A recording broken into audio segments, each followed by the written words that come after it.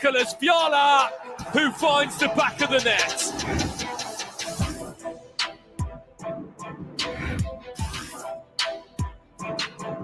Birindelli, lovely give and go. Birindelli for the opener!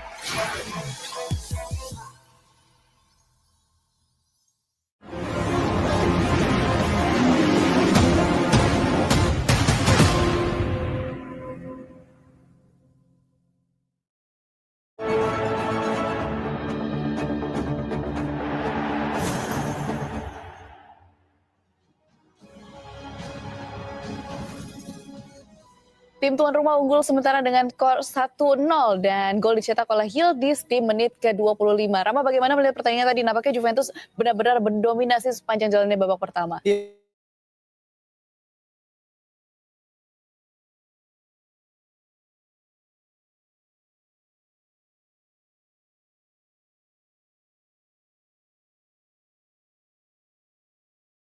Enzo Maresca has expressed his disappointment and shame over the treatment of England defender Ben Chilwell, who has been frozen out of the first-team picture at Stamford Bridge.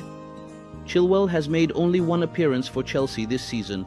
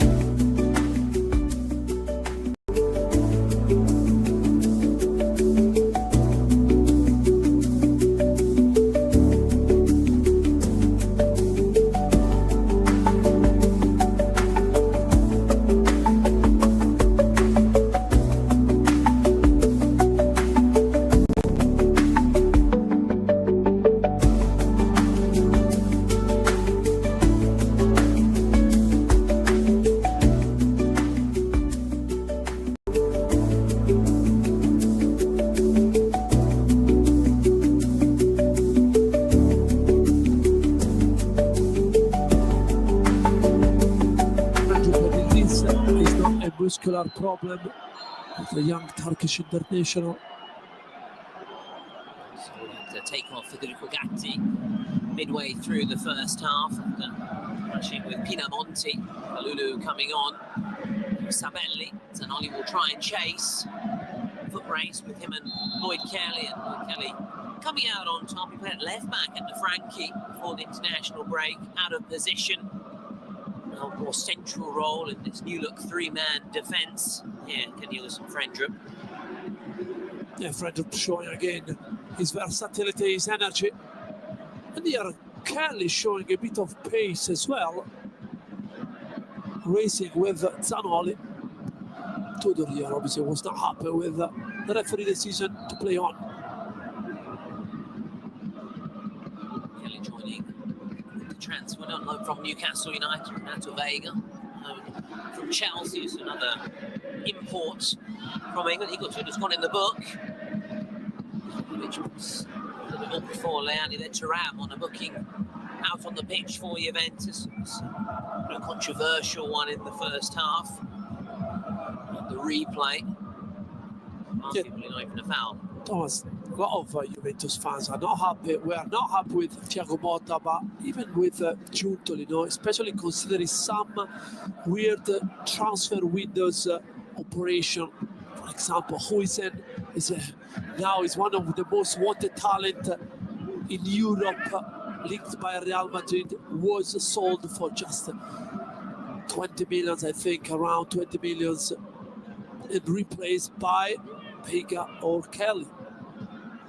Also, Giuntoli is also reportedly at risk as well, because of course Thiago Motta paid the ultimate price, as the coach often did, but also people that brought him to the club. One of those was Cristiano Giuntoli, so also responsible for this disappointing, as you said, also those transfer operations. So again, we'll see what happens in the coming months, but Giuntoli also in the firing line as well. Club sporting director now, Kenan Yildiz. Cope Miners. Yildiz with Cope Miners. It's out to Fabio Minetti, playing on.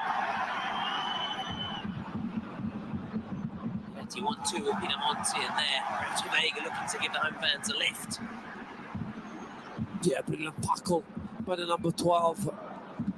Too soft from Cope Miners. Yeah, even if you're not high in confidence, you don't have to produce a performance like that. Be strong, winning the tackles first. Now to Vinta. Sabelli screaming for it on this near side. Minetti. Giannonana. Just forcing Genoa back to start again. They have Malinowski on the bench, who set up both of Miretti's goals before the international break against Lecce. Good to see him back off that horrific leg injury. He was laid back in September, the Ukraine international. She was under Juventus Olympique Marseille. Probably he's got some physical problem, because he had a magnificent performance. You mentioned the 2 assists towards Miretti, especially the first one was top class. His way back, of course, to full fitness. Malinowski option on